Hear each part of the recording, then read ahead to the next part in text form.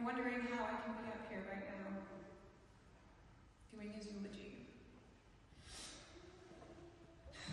For me, writing this was the start of my therapy. So I apologize if I lose it a little bit, but I need to say what's on these papers.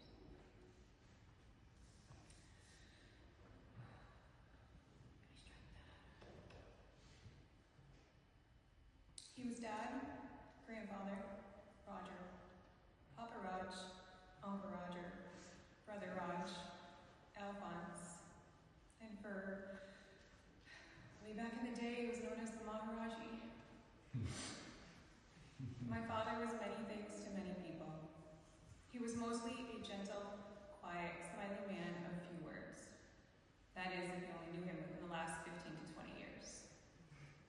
Now, if you knew him in his 30s, 40s, and even 50s, he was almost a different man. Let's just say he was a little more energetic back then.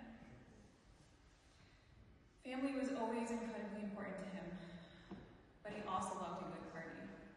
And my mother knew how to throw a great party.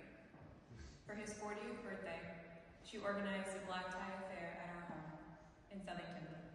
She insisted that every attendee wore a tux and a gown. She had a valet for parking, a waitress, even a clam shucker. Don't even know what that is, but she had one. It was so unique and special, and I know that night was memorable for all of his family and friends.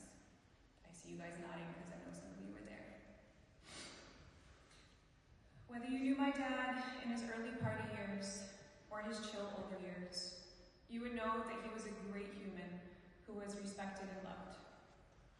He made you feel like family even if he just met you.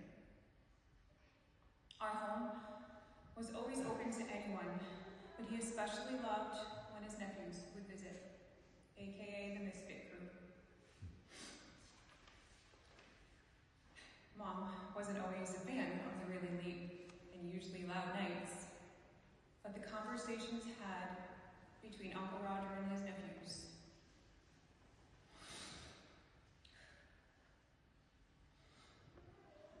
Those meant something. They were real. They were honest. And they are memories that will stay forever. Every moment with my father was memorable. He just had a way of turning ordinary moments into ones you carry with you. One example would be a trip home from Connecticut with Dad, Mom, Tristan, and Zoe. Mom asked him to open the window, and she had to ask him a few times because he insisted he didn't need hearing aids. He finally turned and yelled to her, "No, I don't want any flipping peanuts."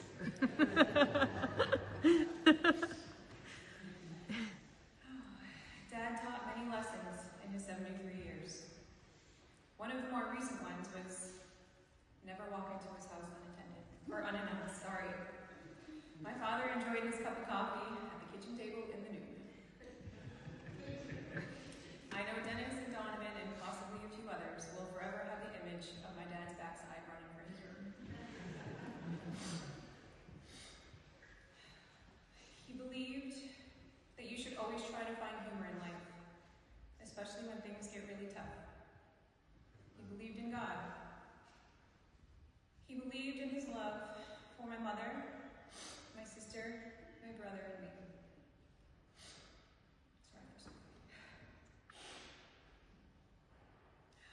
He believed in each one of his 12 grandkids when things get really tough. He believed in God. He believed in his love for my mother, my sister, my brother, and me.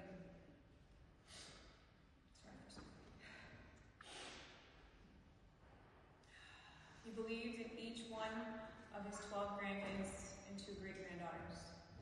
He had a special love for each of them. He believed that bears really did poop in the woods. He believed in fishing and friends in low places. He believed that you should always be true to who you really are.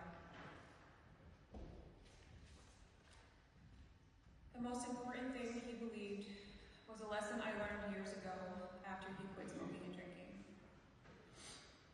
He told me that if you put your mind to something, even if it makes you uncomfortable, you can accomplish anything. Those are words I live by, and I try to instill in each of my kids.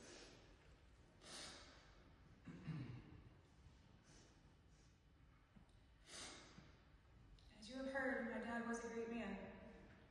He wasn't perfect by any means, and he still had his flaws just like everyone else.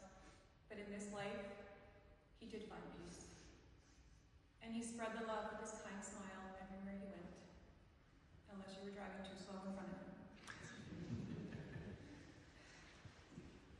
So if there's one thing I'll leave you with, it's this. If you don't want something, don't be afraid to say it.